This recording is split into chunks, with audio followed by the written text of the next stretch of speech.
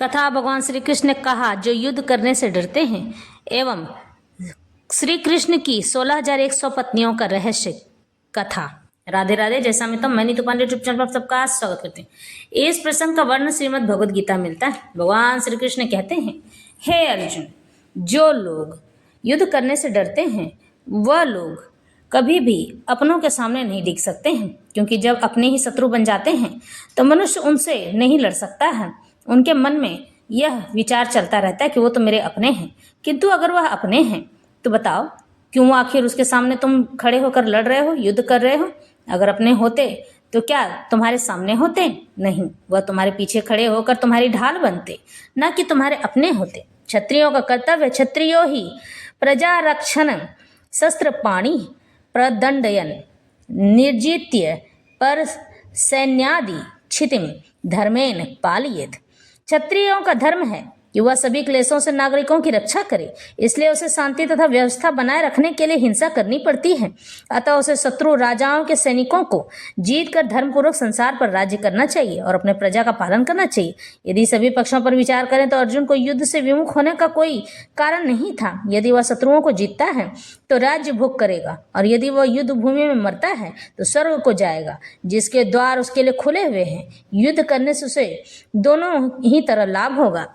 लेकिन यहाँ भगवान ये भी कहना चाहते हैं कि मेरे दिए गए कार्य को जो मनुष्य पूरा नहीं करता उसे मैं किसी न किसी तरह से पूरा करवा ही लेता हूँ। क्योंकि अर्जुन भगवान श्री कृष्ण का परम भक्त था और उनका मित्र भी, तो अपने मित्र को, अपने शिष्य को और अपने भक्त को ज्ञान देने के लिए भगवान वहां खड़े थे कुरुक्षेत्र में, ताकि वह अर्जुन को भटकने से रोक सके और युद्ध करने के लिए तत्पर कर सके। अथ चैत्वमिमं धर्मं संग्रामं न करिष्यसि ततः स्वधर्मं कीर्तिं च हित्वा पापमव्याप्स्यसि। किंतु यदि तुम युद्ध करने के स्वधर्म को संपन्न नहीं करते तो तुम्हें निश्चित रूप से अपने कर्तव्य की उपेक्षा करने का पाप लगेगा और तुम योद्धा के रूप में भी अपना यश खो दोगे। अर्जुन विख्यात योद्धा था, यानी उसे सभी जानते थे और सब में प्रचलित भी था, जिसने शिव आदि अनेक देवताओं से युद्ध करके यश अर्जित किया था। यश कीर्ति हासिल करने के लिए मनुष्य को बड़ी मेहनत करनी पड़ती है, लेकिन उसे डुबोने के लिए एक कार्य कर दो, वह निश्चित रूप से ही आपको हीन भावना का शिकार बना देगा। शिकारी के वश में शिव जी से युद्ध करके तथा उन्हें हराकर अर्जुन ने उन्हें प्रसन्न किया था और वर के रूप में पाशुपतास्त्र प्राप्त किया था। सभी लोग जानते हैं कि वह एक महान योद्धा है। स्वयं द्रोणाचार्य ने उसे आशीष दिया था और एक विशेष अस्त्र प्रदान किया था, जिससे वह अपने गुरु का भी वध कर सकता था।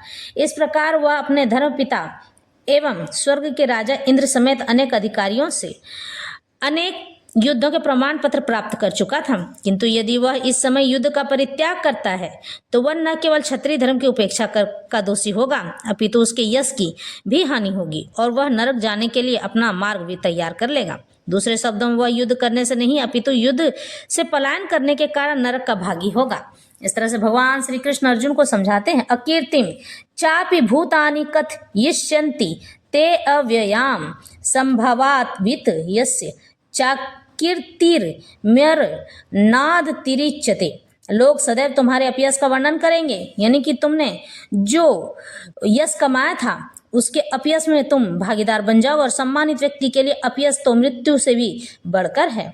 जब मनुष्य के पास अपयश आता है ना, तो वह जीना नहीं चाहता है और अपने आप को मरता हुआ देखना चाहता है कि मैं जल्दी से जल्दी अपने देह का त्याग कर दूं। किंतु देह का त्याग करने से क्या आपका अपयश चला जाएगा? मरने के बाद भी आपके अपयश की बार बार लोग क्या कल्पना करते रहेंगे, बताते रहेंगे और याद करते रहेंगे। अब अर्जुन के मित्र तथा गुरु के रूप में भगवान कृष्ण अर्जुन को युद्ध से विमुख न होने का अंतिम निर्णय देते हैं।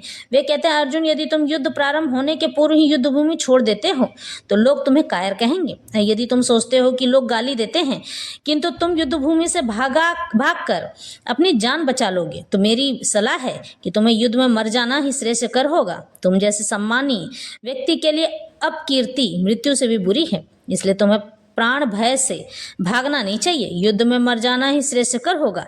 इससे तुम मेरी मित्रता का दुरुपयोग करने तथा समाज में अपनी प्रतिष्ठा खोने के अपयश से बच जाओगे। अतः अर्जुन के लिए भगवान का अंतिम निर्णय था कि वह संग्राम से पलायन न करे, अपितु युद्ध में मरे। इस तरह से भगवान श्री कृष्ण ने अर्जुन को ज्ञान दिया कि किसी भी तरह से तुम इस युद्ध को मत रोको। इससे दूर न भागो। भयाद्रणादुपरतम मनस्यन्ते त्वाम महारथा येषां न त्वं बहुमतो भूत्वा यास्यसि लाघवम।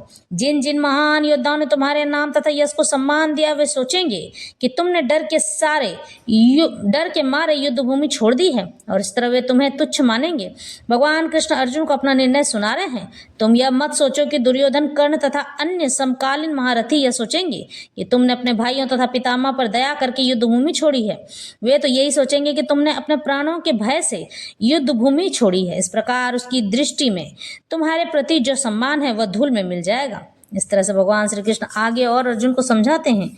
वाच वादांश्च बहुन वदिष्यन्ति तवाहिता निंदन्त स्तव सामर्थ्यम ततो दुखतरम नु किम। तुम्हारे शत्रु अनेक प्रकार के कटु शब्दों से तुम्हारा वर्णन करेंगे, जो कड़वी बातें कहेंगे और तुम्हारी सामर्थ्य का उपहास करेंगे, यानी कि तुम सामर्थ्यवान हो युद्ध करने में, कहेंगे कि नहीं वो डर कर भागा है। तुम्हारे लिए इसमें दुखदाई और क्या हो सकता है। प्रारंभ में ही भगवान कृष्ण को अर्जुन के अयाचित दया भाव पर आश्चर्य हुआ और उन्होंने इस दया भाव को अनुयोचित बताया। अब उन्होंने विस्तार से अर्जुन के तथा कथित दया भाव के विरुद्ध कहे गए अपने वचनों को सिद्ध कर दिया है। इस तरह से भगवान अर्जुन को बार बार समझा रहे हैं कि युद्ध करने से न हटो और हतो वा प्राप्यसि स्वर्गम जित्वा वा भोक्ष्यसे महीम तस्मादुत्तिष्ठ कौन्तेय युद्धाय कृत निश्चय। हे कुंती पुत्र, तुम यदि युद्ध में मारे जाओगे तो स्वर्ग प्राप्त करोगे, या यदि तुम जीत जाओगे तो पृथ्वी के साम्राज्य का भोग करोगे। अतः दृढ़ संकल्प करके खड़े हो और युद्ध करो। यद्यपि अर्जुन के पक्ष में विजय निश्चित न थी, फिर भी उसे युद्ध करना था, क्योंकि यदि वह युद्ध में मारा भी गया तो वह स्वर्गलोक को जाएगा। और भगवान कहते हैं बार बार कि हे अर्जुन, अब मैं तुम्हें बार बार समझा रहा हूँ कि युद्ध से कभी भी विमुख न होना। एक क्षत्रिय का धर्म है कि वह युद्ध करे, और युद्ध में हार या जीत तो होती ही रहती है। या तो तुम जीत जाओगे या फिर तुम हार जाओगे। इससे वीर गति को प्राप्त होगे और अथवा स्वर्ग को जाओगे। इस तरह से भगवान श्री कृष्ण अर्जुन को समझाते हैं और हम अब आरंभ करते हैं भगवान श्री कृष्ण की 16,100 पत्नियों का रहस्य का कथा। भगवान श्री कृष्ण की 16,100 पत्नियां क्यों थी और 8 पत्नियां जो अलग से थीं, महारानियां, पटरानियां, उन पटरानियों का क्या रहस्य था। 8 पटरानियां जो थी, कहते हैं भगवान श्री कृष्ण और राधा रानी की 10 दिव्य शक्तियों में से थे, यानी कि 10 दिव्य शक्तियों में 9वें भगवान श्री कृष्ण आते हैं और 10वीं राधा रानी आती हैं। यानी कि जो 10 महाविद्याओं की बात करते हैं, ये महाविद्याएं वही कहलाती हैं। किंतु इनमें से कुछ तो यमुना जी थीं, कुछ तो भूमि देवी थीं, कुछ जामवंती पार्वती जी थीं, रुक्मणी जो थीं वो हमारी लक्ष्मी जी थीं। इस तरह से लक्ष्मणा और अन्य देवियां जो थीं, भगवान की बहुत सारी तपस्याएं की थी उन्होंने, और तपस्या करके भगवान को उन्होंने प्राप्त किया था, जिसकी वजह से भगवान ने उन्हें आशीर्वाद दिया था कि तुम मेरी 8 पटरानियों में से एक होगी। और ये सब 8 पटरानियां वही थीं। कई जगह पर भगवान की 8 पटरानियों को भगवान की 8 महाविद्याओं के नाम से जाना जाता है, और 9वें महाविद्या भगवान श्री कृष्ण स्वयं कहलाते हैं काली, और 10वें महाविद्या राधा रानी स्वयं है त्रिपुर सुंदरी। इस तरह से भगवान श्री राम से जुड़ी हुई यह कथा, रामायण की यह कथा आती है कि 16,100 रानियां भगवान श्री कृष्ण की कैसे बनी। यह कथा उत्तरकांड के रामायण में दी गई है। एक बार की बात है, जब भगवान श्री रामचंद्र जी आ गए थे अपने वनवास को काट कर और अपने राज्य को संभालने लगे, तो भगवान के मन में हुआ, श्री रामचंद्र जी के मन में हुआ कि हे भरत, हे शत्रुघ्न, चलो दंडकारण्य घूमने के लिए चलते हैं। और चारों भाई दंडकारण्य घूमने के लिए चले गए, जिनमें हनुमान जी भी थे। जब वो चले गए और जाने लगे तो दंडकारण्य में बहुत देर तक घूमते रहे, विचरण करते रहे, इधर उधर जंगलों का आनंद लेते रहे और सुखपूर्वक वहाँ के सभी दृश्यों को देखते रहे। देखते देखते घूमते फिरते, इधर उधर चलते फिरते, मुस्कुराते हुए, पक्षियों से बातें करते हुए भगवान श्री रामचंद्र जी मंद मंद मुस्कुराते थे सभी चीज़ों को देखकर। क्यों? क्योंकि बहुत दिनों के बाद भगवान श्री रामचंद्र जी उन जगहों पर पहुँचे थे जिन जगहों पर कि पहले वो वनवास काटने के लिए गए थे, लेकिन किंतु अब वनवास काटने नहीं बल्कि जंगल में घूमने के लिए गए थे। जब श्री रामचंद्र जी वहाँ से गुजरते हैं तो उन लम्हों को, उन पलों को याद करते हैं जो उन्होंने बिताए थे, और कुछ उन्हें अपने घर की भी याद आती है। इस तरह से भगवान श्री रामचंद्र जी अपनी पत्नी माता सीता के साथ सभी घूमते हैं। यह उत्तरकांड के रामायण में आता है। और वहीं पर बहुत सारे ऋषिगण तपस्या कर रहे थे। ऋषिगण बहुत तपस्या में लीन थे। भगवान श्री रामचंद्र जी जब उनके पास पहुंचते हैं तो वहां पर पहुंचने के बाद ऋषिगण की तपस्या इतनी प्रबल तेज हो गई थी कि उनकी दिव्य तेज बहुत ही प्रकार से जंगलों को रोशन कर रही थी। जंगल में बहुत अंधेरा था, लेकिन फिर भी उनके तेज के कारण से वहां रोशनी बिखरी हुई थी। भगवान श्री रामचंद्र जी को आश्चर्य हुआ कि आखिर यहाँ रोशनी किस प्रकार से है, तो वह देखने के लिए वहां पे चले गए। तो देखते हैं 16,100 ऋषिगण घोर तपस्या में लीन हैं। और ज्यों ही भगवान वहां पहुंचते हैं तो धीरे धीरे करके एक एक करके सभी ऋषियों की आंखें खुलने लगती हैं, और वह ऋषिगण सभी के सभी मिलकर भगवान श्री रामचंद्र जी को देखकर पहचान जाते हैं, क्योंकि सभी ऋषिगण बड़े ही दिव्य और तेजस्वी थे। तो उनके मन में एक विचार आता है कि हम किस प्रकार से भरत जी से पूछें कि हे प्रभु, हमें आपसे वार्ता करनी है और हम आपसे जानना चाहते हैं कि क्या आप हमारे लिए हमें कुछ आशीर्वाद दे सकते हैं। तो इस तरह से वो ऋषि चाहते थे कि हमें आशीर्वाद और वचन दोनों दें। तभी भगवान श्री कृष्ण उनके मन की बात को जान गए, और लेकिन फिर भी उन ऋषियों ने सकुचा कर भरत जी से पूछा नहीं गया। भरत जी जब श्री रामचंद्र जी के पास गए तो वो सकुचा कर पूछना ही भूल गए और भगवान को देखते रहे। उसके बाद उन ऋषियों को समझ में आ गया कि भरत जी नहीं पूछ सकते हैं अपने बड़े भाई से, किंतु हनुमान जी तो पूछ सकते हैं। तब एक ऋषि ने कहा कि हनुमान जी, हम आपसे निवेदन करते हैं कि भगवान श्री रामचंद्र जी से हमारी बातचीत करवा दीजिए। तब हनुमान जी हाथ जोड़कर कहते हैं, जय सिया आ गया। भगवान श्री रामचंद्र जी से कहते हैं कि हे प्रभु, ये ऋषिगण आपसे बात करना चाहते हैं। तब उन ऋषिगणों ने मिलकर भगवान श्री रामचंद्र जी की उपासना की, उन्हें प्रणाम किया, उनसे बातचीत करते उन्होंने कहा, हे प्रभु, हमारे उद्धार का कल्याण कर दीजिए, आप हमें इतने मनमोहक लगे। उनके मन में भगवान श्री रामचंद्र जी को पति के रूप में पाने की इच्छा हो गई, और उन्होंने कहा कि हे प्रभु, आप हमें इतने मनमोहक लगे कि हमने आपको पति के रूप में वरण करने का मन बना लिया है। भगवान श्री रामचंद्र जी ने कहा कि इस जन्म में तो मैं आपको वरण नहीं कर सकता हूँ, क्योंकि मैं एकल पति व्रत धारण कर चुका हूँ। मैं अपनी पत्नी सीता के सिवा किसी और की ओर मुड़कर नहीं देख सकता हूँ, किंतु मेरा जो अगला जन्म होगा श्री कृष्ण का, उस जन्म में मैं आपको आप सभी को मैं पत्नी के रूप में वरण करूंगा, जो कि मेरी रानियां कहलाएंगी, 16,100 रानियां कहलाएंगी। इस तरह से भगवान श्री रामचंद्र जी इन सभी ऋषि गणों को आशीर्वाद देते हैं, और उसके बाद ये सभी ऋषिगण जो कि बहुत वृद्ध हो चुके थे अपना अपना देह त्याग देते हैं, भगवान में विलीन हो जाते हैं।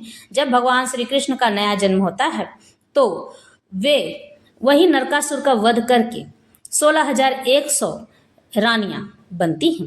इस तरह से भगवान श्री कृष्ण 16,100 रानियों का वरण करते हैं, नरकासुर से उन रानियों को लेकर आते हैं, और यही नरकासुर की कथा आरंभ होगी। इस तरह से नई कथा और व्यथा आरंभ करते हैं। कथा नरकासुर की। नरकासुर भूमि देवी का पुत्र था, यानी कि जब हिरण्याक्ष ने पृथ्वी देवी को जलमग्न कर दिया था, क्षीरसागर में डुबो दिया था।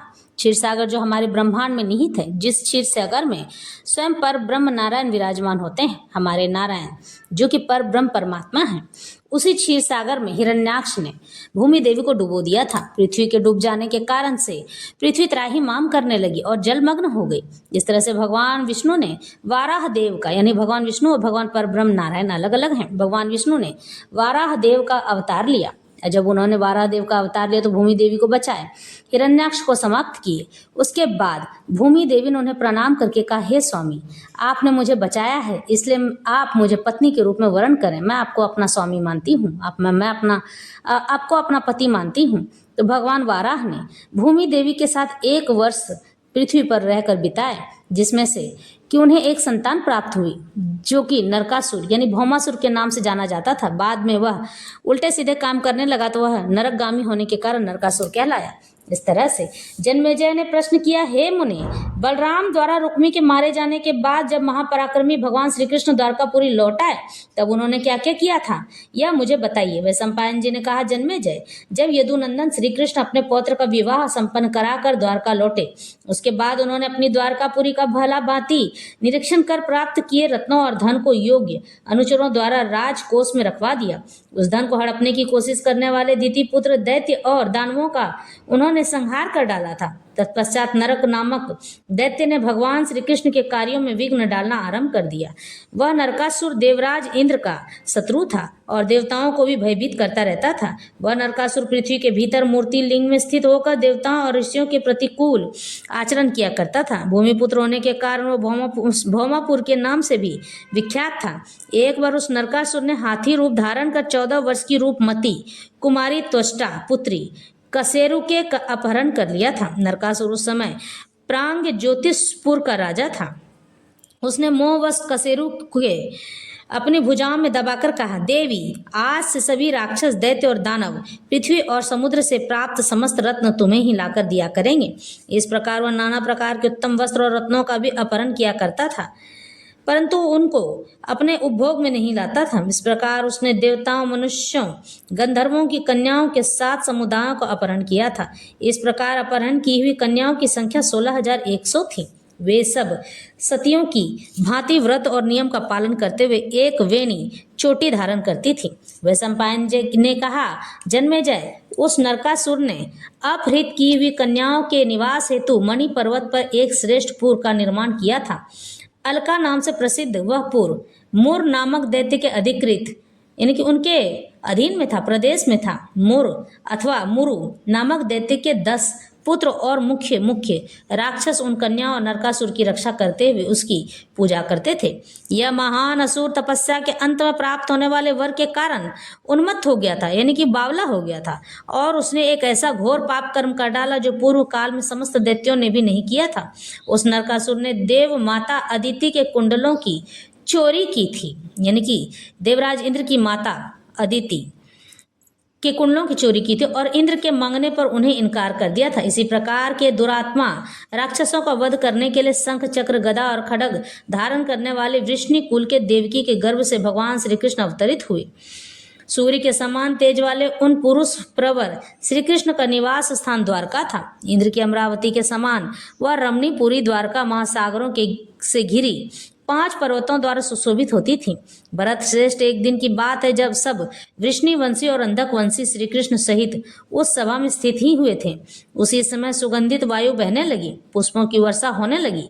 साथ ही 2 घड़ी के अंदर आकाश में शोर हुआ और धीरे धीरे तेज राशियों से घिरी एक दिव्य आकृति प्रकट हुई और पृथ्वी पर आकर खड़ी हो गई। उस तेज पुंज के मध्य श्वेत ऐरावत हाथी पर आरूढ़ देवराज इंद्र संपूर्ण देवताओं के साथ खड़े दिखाई दिए। सहसा अपने सामने देवराज को खड़े देख बलराम, श्री कृष्ण सहित सभी वृष्णिवंशी और अंधकवंशी शीघ्रता से उनके स्वागत के लिए उठ खड़े हुए और इंद्र के समीप जाकर श्री कृष्ण ने उन्हें बाहों में भर लिया। इसी प्रकार इंद्र ने भी बलराम, उग्रसेन और अन्य वृष्णिवंशियों का आलिंगन किया। तत्पश्चात बलराम श्री कृष्ण द्वारा पूजित हो वे उस दशहरी सभा में बैठ गए। उस सभा की शोभा बढ़ाते हुए इंद्र ने वहीं बैठकर अर्घ्यपाद आदि को ग्रहण किया। तत्पश्चात देवराज इंद्र ने श्री कृष्ण से कहा, हे मधुसूदन, आज मैं आपके पास एक विशेष कार्यवश उपस्थित हुआ हूँ। इस पृथ्वी पर नरकासुर नामक एक दैत्य है जो ब्रह्मा जी द्वारा प्राप्त वरदान से अहंकारी हो गया है। उस दैत्य ने मेरी माता अदिति के कुंडलों का हरण कर लिया है और देवताओं और ऋषियों का अनिष्ट करने में तत्पर रहता है। अतः तुम उचित अवसर प्राप्त कर उस पापात्मा का वध कर दो। वह भूमिपुत्र नरकासुर सभी से अवध्य है। भूमिपुत्र, जो कि इस समय भगवान श्री कृष्ण की सत्यभामा पत्नी के नाम से जानी जाती थी, उन्होंने भी अवतार लिया था। 8 पटरानियों में से एक थी, वह अवध्य है। अतः आप उस पापी दुरात्मा को नष्ट कर शीघ्र ही लौट आओ। इच्छाधारी रूप धारण करने वाले और इच्छा अनुसार गमन करने वाले वह चिंतानंदन गरुड़ आपको वहां पहुंचाएंगे। इंद्र के इस प्रकार कहने पर कमल नेत्र भगवान श्री कृष्ण शंख, चक्र, गदा धारण कर सत्यभामा के साथ गरुड़ पर विराजमान होकर इंद्र के साथ चल दिए। इस प्रकार देखते देखते इंद्र सहित भगवान श्री कृष्ण वायु के 7 स्कंधों परतों को पार कर ऊपर चले गए। देवराज इंद्र श्री कृष्ण को विशेष कार्य का निर्देश देकर अपने भवन को चले गए। फिर श्री कृष्ण जी ने प्राग्ञ ज्योतिषपुर की राह पकड़ ली। आकाशचारी पक्षीराज गरुड़ पर स्थित श्री कृष्ण क्षण भर में ही प्राग्ञ ज्योतिषपुर पहुंच गए। वहां पहुंच श्री कृष्ण ने वहां सत्यभामा को भी ले गए थे। प्राग ज्योतिषपुर के द्वार पर हाथी, घोड़ों और रथों की विशाल वाहिनी सेना को देखा और मूर दैत्य के बनाए हुए 6000 पास देखे, जिनके किनारे के भागों में धुरे लगे हुए थे। क्रोध से आंखें लाल किए हुए दैत्य हाथ में शक्ति ले श्री कृष्ण की ओर दौड़ रहा था। मूर दैत्य उसने हीरे और सुवर्ण या सोना से युक्त वह शक्ति की कृष्ण के ऊपर छोड़ी। जलती हुई बड़ी भारी उल्का के समान उस शक्ति को अपनी ओर आते देख वासुदेव पुत्र श्री कृष्ण ने सुवर्ण पंख के बाण को धनुष पर रखा और क्षुरप्र के द्वारा उस शक्ति के 2 टुकड़े कर दिए। अपनी शक्ति को काटता हुआ देख मूर ने क्रोध से गदा उठा ली। इतने में ही सूर्यश्रेष्ठ श्री कृष्ण ने अर्धचंद्र बाण, जो इंद्र के वज्र की भांति था, को चलाया और दैत्य मूर की गदा के 2 टुकड़े कर दिए। तत्पश्चात उसका सिर एक भाले से काट दिया। पास धारण किए सभी सैनिकों सहित बंधु बांधवों और मूरों को उन्होंने मार डाला। इस प्रकार नरकासुर के प्रमुख राक्षसों को मारकर श्री कृष्ण शीला समूहों को लांघकर देवकी पुत्र श्री कृष्ण निशुंद और हयग्रीव की विशाल सेना में घुस गए। निशुंद ने अपनी सेना द्वारा श्री कृष्ण का मार्ग रोक लिया था। बलियों में श्रेष्ठ निशुंद ने सुवर्ण की पीठ वाला दिव्य धनुष धारण कर 10 बाणों से श्री कृष्ण को आहत कर दिया। जब निशुंद के सैनिकों ने कृष्ण को घेर लिया, तब भगवान श्री कृष्ण ने कुपित होकर अपना पार्जन्य नामक दिव्य अस्त्र का प्रयोग किया। उसके प्रभाव से सभी दानव भय से त्रस्त होकर वहां से भाग खड़े हुए। उसी समय श्री कृष्ण ने अपने सवित्र नामक दिव्य अस्त्र को धारण कर निशुंद के सभी बाणों को काट गिराया। 4 बाणों से उसके चारों घोड़ों को मारकर 5 बाणों से उसके सारथी को भी मार डाला। तत्पश्चात एक तीखे बाण से निशुंद के शरीर और एक भाले से उसके मस्तक को काट दिया। जिस निशुंद ने अकेले ही देवताओं के साथ 1 सहस्त्र वर्षों तक युद्ध किया था, उसी निशुंद को पृथ्वी पर धराशायी देखकर हयग्रीव क्रोधित हो गया और एक बहुत बड़ी चट्टान को उठाकर श्री कृष्ण के ऊपर दे मारा। सूर्य के समान अग्नि से प्रज्वलित होकर श्री कृष्ण ने पुनः एक बाण हयग्रीव की ओर छोड़ा। अग्नि के समान तेज कांति वाला वह बाण हयग्रीव की छाती को भेद कर बाहर निकल आया। इस प्रकार अपार तेजस्वी और यादव नंदन श्री कृष्ण ने गंगा नामक प्रदेश के औदका के समीप हयग्रीव को काल के गाल में पहुंचा दिया। तत्पश्चात 8 लाख दानवों सहित पंच नंद का वध करके श्री कृष्ण प्राग्ञ ज्योतिषपुर वहां पहुंच गए। वहां पहुंचकर श्री कृष्ण का अन्य दानवों के साथ भयंकर युद्ध हुआ। तत्पश्चात श्री कृष्ण ने अपने पंचजन्य शंख का नाद करते हुए प्रलंकाली संवर्तक मेघ की गरज के समान तीनों लोकों को गुंजायमान कर दिया। शंख की आवाज सुनकर नरकासुर क्रोधित होता हुआ 8 पहियों और सुवर्ण से चित्रित चौड़ी वेदिका वाले रथ पर आरूढ़ होकर चढ़कर आया। उसी समय श्याम वर्ण भगवान श्री कृष्ण ने सारंग धनुष को हाथ में लेकर उसे खींचा और बाणों की बौछार आरंभ कर दी। फिर तो वे सब दानव उस बाण वर्षा को देखकर भयभीत होकर वहां से भागने लगे। कुछ काल तक युद्ध करने के पश्चात यदुकुल नंदन अविनाशी श्री कृष्ण ने क्रोधित होकर अपना सुदर्शन चक्र नरकासुर को लक्ष्य करके छोड़ दिया। उस सुदर्शन चक्र ने नरकासुर को 2 भागों में विभक्त कर दिया। वह अत्यंत बलशाली राक्षस पृथ्वी पर धराशायी हो गया। अपने पुत्र को धराशायी देख उसकी माता भूमि देवी अदिति के दोनों कुंडल लाकर श्री कृष्ण से कहने लगी, प्रभु मुझे यह पुत्र आपने ही दिया था और आज आपके द्वारा ही मृत्यु को प्राप्त हुआ है। प्रभु ये सब आपके खेल हैं जिन्हें कोई नहीं जानता है। मेरे पुत्र नरकासुर द्वारा हरण किए हुए कुंडल आपको दे रही हूँ, इन्हें ग्रहण कीजिए तथा नरकासुर की संतान का पालन पोषण कीजिए। इस तरह से भगवान श्री कृष्ण से आग्रह अनुग्रह करने लगी भूमि देवी यानी कि सत्यभामा। इस तरह से भगवान श्री कृष्ण ने नरकासुर का